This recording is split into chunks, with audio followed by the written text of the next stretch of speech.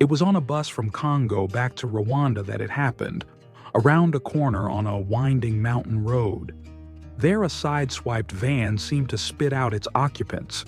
Some were stripped naked, trying feverishly to get clear of glass shards.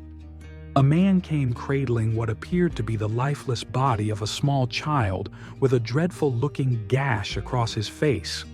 I feared the worst, and then turned to see tears welling up in my wife's eyes at the spectacle. The injured from the wrecked van boarded our bus. Many had large pieces of glass protruding from various wounds. I made my way to the child in hopes that my limited experience in trauma care might be of use. To my amazement, the child was relatively coherent and calm. The facial wound he'd received extended from below his chin and angled up to his forehead. It was clear to the bone yet barely bleeding, and had just missed a substantial artery and his right eye. I marveled, knowing the potential damage that I could have been witnessing. A bit of pressure was all that was necessary to triage the toddler. But now, we faced another dilemma. What were we to do with the injured? Hospitals in the mountains and jungles of Congo are few and far between, often at least a couple days' journey. As we prayed over the matter, the bus driver turned to us and, in broken English, informed us that there was a medical compound only a few miles up the road. We all marveled yet again, knowing that it was no coincidence. Neither was it coincidental that this was the only day that we'd been granted a bus, rather than the usual cramped van that regularly ferried our mission team.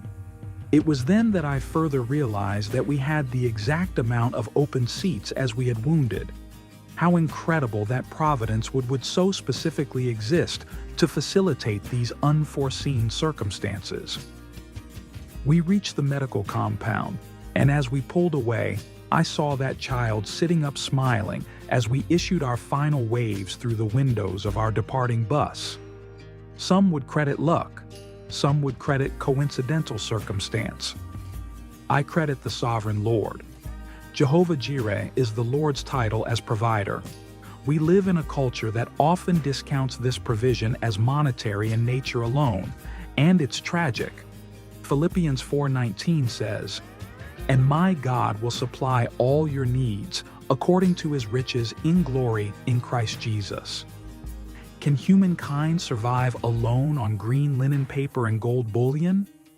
How often we discount the tremendous blessings of his provision, his air, his sustenance, his motor skills and functions, his sovereign control over the very atmospheric biometrics that keep us within that narrow window supporting our longevity. The very sight you're exercising in reading this post is attributed to him. He provides us a way of escape when temptation threatens to topple our being, and provides a way forward even through a sea when required. Yes, it was incredible to witness such an obvious supernatural act on that day on that bus back to Rwanda. But the greatest provision was not a vacant seat or a nearby medical facility.